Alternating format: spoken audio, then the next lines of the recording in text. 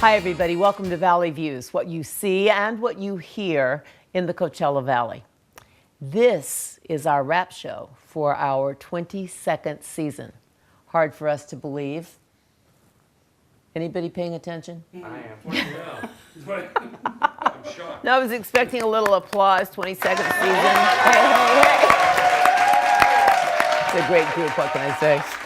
And so we are really especially thrilled to have with us today Ted Giadas. I mean, this is a desert favorite for a very, very, very long time.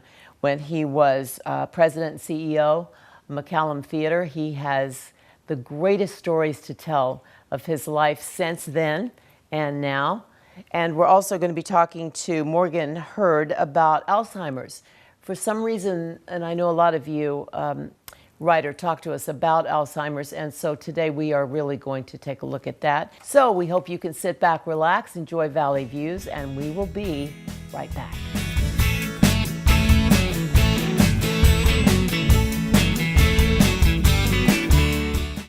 What do you have when you buy a Lexus from Desert Lexus? Peace of mind. Peace of mind knowing Desert Lexus has a large inventory of new and certified pre-owned Lexus vehicles for you to choose from, and a service department conveniently open Saturdays, offering a fleet of complimentary service loaners to keep you on schedule. For over 25 years, Desert Lexus has been giving their customers peace of mind. Desert Lexus, located at the Cathedral City Auto Center, or online at desertlexus.com. You're invited to spend the evening with multi-Grammy Award-winning Michael Bolton. Performing his biggest hits at Spotlight 29 Casino Showroom, Saturday, May 7th at 8 p.m. Tickets on sale now at the box office or spotlight29.com. For full show and ticket information, check out michaelbolton.com. Spotlight 29 Casino, the Valley's best bet. Welcome to J. Russell The Salon, a comprehensive beauty center with over 60 specialists here to help you with all your beauty needs. We have been redefining beauty for over 30 years. Our state-of-the-art salon is designed to maximize your experience. Come and enjoy the feeling of beauty for yourself. You know the name. You know the building. You know the reputation. We'd like to get to know you.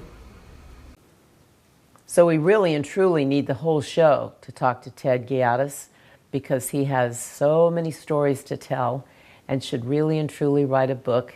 And it's so great to see you. It's a pleasure to be here. To see you back. And I know that when you left McCallum, you took on the vice presidency. I did, yes. I'm vice president of the McCallum Theater when I left. It's a great relationship. I don't go to work every day, but I work from home when I'm here in the desert and even when I'm abroad. The internet's a wonderful way of working, communicating. And when I'm in the desert, I go to the theater almost every night. I enjoy it. I meet people. I take people. It's a part of, it's my way I can really promote the brand of McCallum, which I spent many years building. And then when Harold Matson got involved, he's the champion of branding. So we work as a team along with Mitch Gershenfeld and the staff. So I enjoy it very much. Oh, great people over there. Always have been. And continues to be. Well, for me, it's a love work, work of love. And for sure. You know, I came here years ago when it was struggling, and as I tell people, all the right ingredients were in the kitchen. They just didn't maybe have the right cook, so I was able to do that. So there you go. That's very well said. I totally agree with that.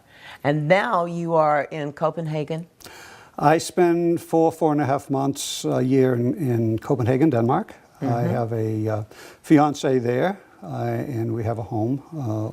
It's in the northeast part of Copenhagen. In fact, the last Prime Minister, Helle Thorning-Schmidt, lived 300 feet from where we did, so the security was wonderful. And, nice. People may remember her because she was in that selfie with President Obama and I think Prime Minister Cameron from Great Britain at the funeral of Nelson Mandela. Oh my goodness. And that selfie got a lot of attention because a lot of attention. For various reasons. But anyways, that very attractive blonde woman is our neighbor. She's no longer prime minister, but she's still our neighbor. And what I found amazing was it was in less than a week that she was no longer prime minister. All the security people were gone. Everything was gone. And I'm thinking, Really? but she made decisions that people may still Exactly. not appreciate. So it's not like here in the U.S. when the president is no longer in office. Right. They have Secret Service. Now, they can elect not to have Secret Service, but many of them retain it. As I think they should. I totally agree with that. Yeah. So, I remember when we taped Mrs. Ford, and President Ford was there that day, and there was a lot of Secret Service, and those people were so enamored of the Fords. I mean, when you spend that much time, you know, with someone, and they were such a special couple. one of my favorite stories, President Ford was on the board of McCallum for many years, and I got to know him well, and we had a very nice relationship, as did Mrs. Ford. And after one board meeting, which was up in the founder's room, and there's an elevator that goes down onto the main floor, but there's also a stairway down. And I happened to go down, no one else was in the boardroom, I went down, and I happened to be going into the offices, and I can look outside, and I see President Ford walking back toward the theater. And I thought, well, this is unusual, where's his Secret Service agent? So I opened the door, I said, President Ford, I said, may I help you? He says, Ted, have you seen my Secret Service agent? I said, yes, President Ford, he's upstairs outside the founder's room. He said, would you please tell him to get his butt down here immediately? And so I ran up the stairs, and as I did, the Secret Service agent got into his sort of official, who's coming, and he looks at me, and I said, President Ford is downstairs, and he asked me to tell you to get your butt downstairs as quick as possible. I swear he jumped down those flights of stairs and out the door. My goodness, he knew. Well, there was a time, not too, probably in that frame of time, and it was a big event. It was a golf tournament, a lot of celebrities and a lot of politicians, and the Fords were there. And of course, they had a table right down front, except they had mismatched the table numbers. So the Fords were in the very, very back, and everybody is moving quickly to make changes. And President Ford said, no, we love being back here. He said, we think this is perfect. Yeah. And I know they kind of took the exit a little early, but they loved it, so they were wonderful. You have, I think I said in the open, you really should write a book. I mean, you have so many fabulous Many people stories. And say that, and yeah, I probably need to make more notes, but I've thought about that, and people have encouraged me to do that. And we know that you and Meta travel a lot. What I did want to ask you, and you're going back for your 50th high school reunion. I am. I haven't been back since my 25th. Yeah. I haven't seen those folks, and I just can never go home. Yeah, So. well, I haven't been back since my 25th, and that was a long time ago. Okay, but we were going to talk, I wanted to talk to you about the social democracy. Yes. I think that's important. Okay, good. About 9 years ago, I started going over to Denmark and spending the summers because Mette Bydke, the dancer with the Royal Danish Ballet, she and I got involved, although we had known each other for 24 years prior to that. And it was very interesting because when you travel abroad and in a country where, although they speak Danish, everyone speaks English as well. And I tend to have this mindset of thinking that it's like the 51st state of the Union. And I think when you spend time in a foreign country, you perhaps tend to think that way. But the laws, the rules, the culture, the mores are very, very different. And in many ways, there's a lot that's similar. For instance, the Danes cannot, particularly the young Danes, cannot sort of inhale enough of American culture, which actually troubles me a little bit because I think they have a very nice culture and tradition unto themselves. Right. And I hate to say, but I think some of the less favorable elements are creeping from American culture creeping into their culture. But what I find particularly interesting is their tax rate is of course, it's graduated, but it's high. It starts at 45% and can go all the way up to, I think, 63%, depending on. And there are all types of services. There's, from sort of womb to tomb medical, and it seems to work. I've had to rely on some of the medical, so they do have a very good healthcare system. The schools are very good. Their infrastructure is unbelievably good. Roads, bridges, they're building in addition to the new metro system, they're expanding on that. They're building tunnels. I mean, downtown Copenhagen is just a huge construction site. But what I find interesting is the culture is quite different. And there's something within Scandinavia called Jantelov, which is an understanding, and it must come from very far back, that everyone is sort of on the same equal footing. And I believe this even was in the culture before sort of the social democracy aspects came into the political scene, came into play there. And I find it very intriguing because if you look at the Danes as a group, I almost call them a tribe because there's 5 million of them. Wow. But if you look at what they have contributed to science, art, design, technology, it's really quite amazing. And particularly for me, when you look at this Jantelov, which means that you're really no better than the next person, no matter who you are. Even the royal family is that way and very approachable, and the Danes love the royal family and follow it very closely. But on the other hand, I see that the tax rates are so very high. People work hard, but they're very, very happy. And they keep coming up as the happiest sort of country in the world. And they are. They take care of themselves. I have a bonus child. That's what the children are called, rather than stepchildren, sort of bonus children. Like that. Okay. I don't get this because I'm called a popfa, which means a cardboard dad. Whoops. And I think I put a lot more in than they give me. But anyway, we'll leave that alone. That's sort of a joke we have within the family. But the youngest one is when she was like 9 years old, and the children as they came up through, you could put them on the city train and let them go around by themselves because crime is very low.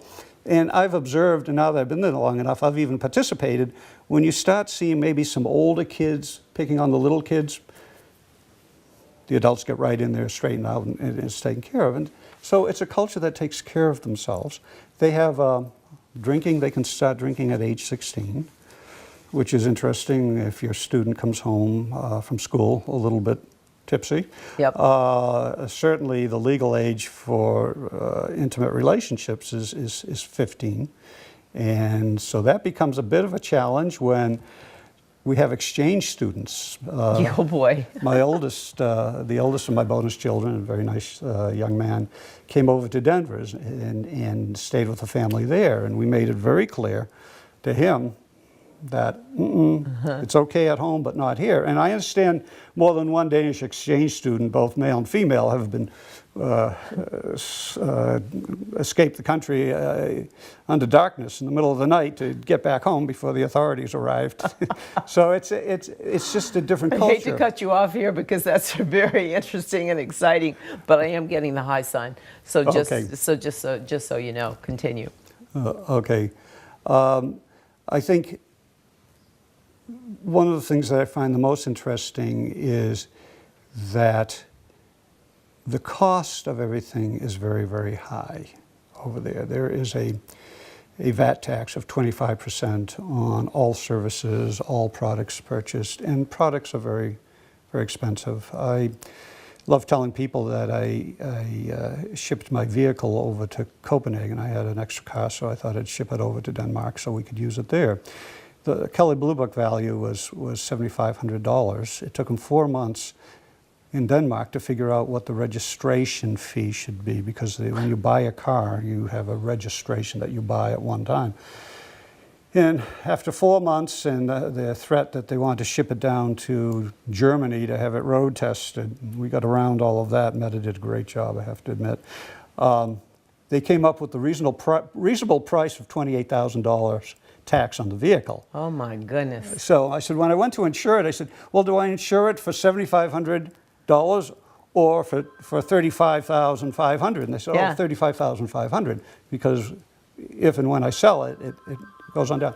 So the tax structure is very high, and they get a lot of services. Colleges. Yet all the people there are so happy. Well, this is what I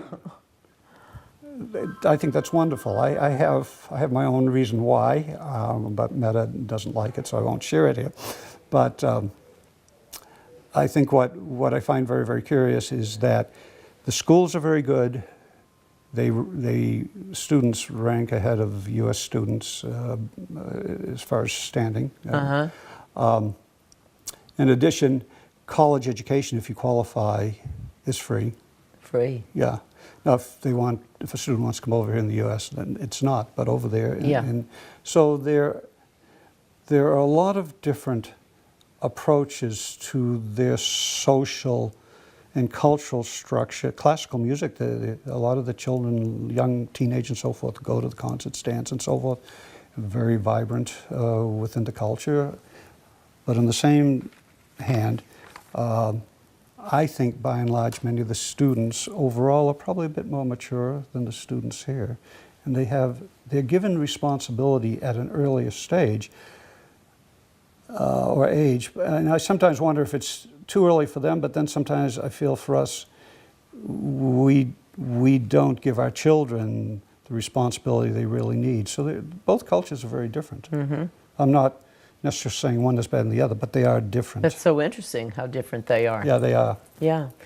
Well, I'm not going to ask you which you prefer, the US of A or Copenhagen, Denmark, but I will tell you that I'd like for you to come back and run for president. That I can tell you for sure. And thank you, Ted. I know you have so many people to see and so many things to do when you're here, but it's just wonderful having you. Great. Thank you. You're welcome. My pleasure. And Valley Views will continue. Don't go away.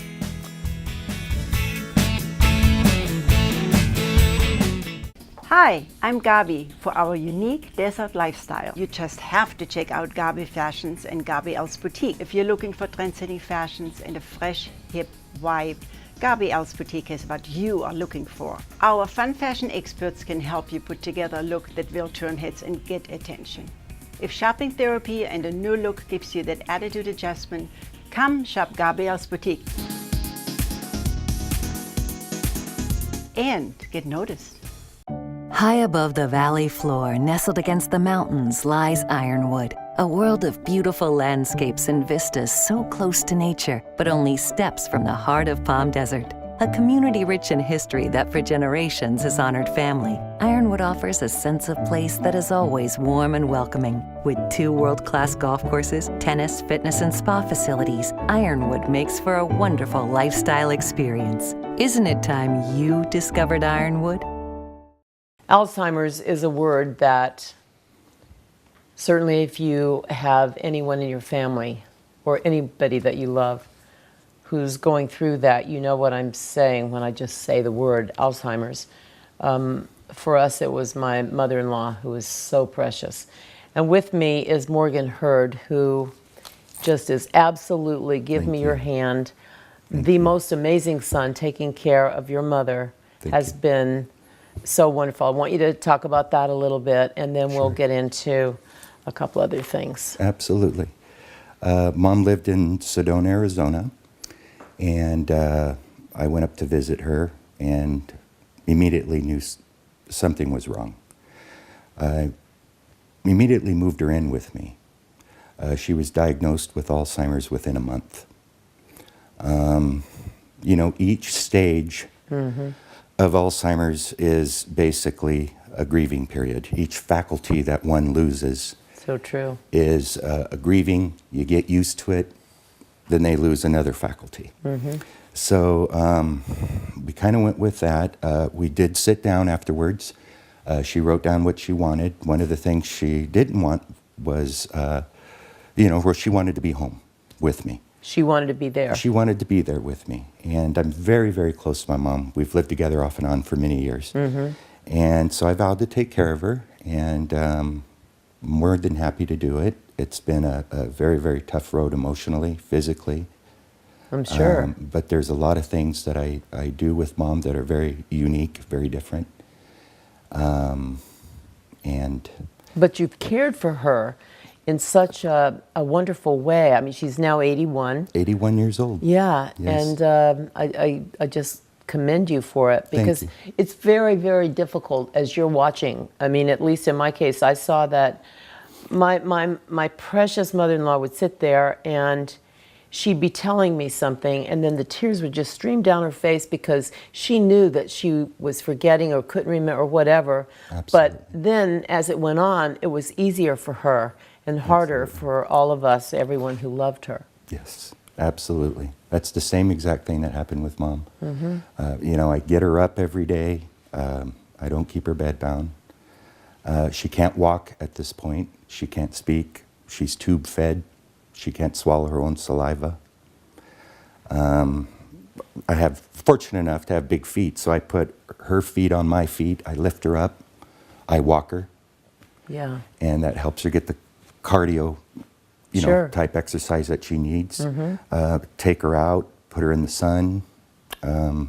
We used to live in Del Mar at one time. I just put her in the car, drove her up there, carried her wheelchair out to the beach, took off her shoes, put her toes in the sand. So things like that. Basically, there is life with Alzheimer's. Thank you. Yes, so absolutely. happy to hear you say that. Absolutely.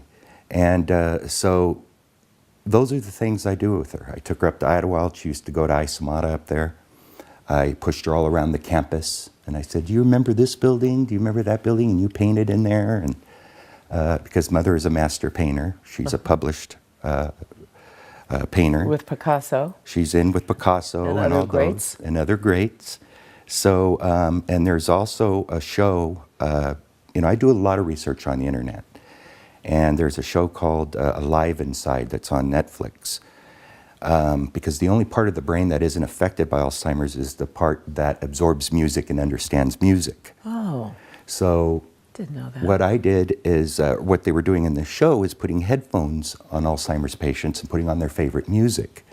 I tried that with my mom. She began to hum. Whoa. So she, you know, so I do that as a therapeutic thing every day. And I'll put on, you know, Ella Fitzgerald or Billy Eckstine or whatever. And so she loves that. I'll go up to her and I'll say, Mom, which shirt do you like better? Do you like this shirt or that shirt? Even though I know she can't respond, I go, I see you looking at this shirt. You know, so I make her feel part of the family.